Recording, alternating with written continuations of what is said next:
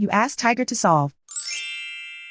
This deals with linear equations with one unknown. The final result is x equals -30/11. Let's solve it step by step. Swap sides. Group all constants on the right side of the equation.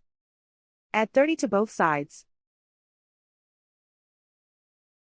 Simplify the arithmetic.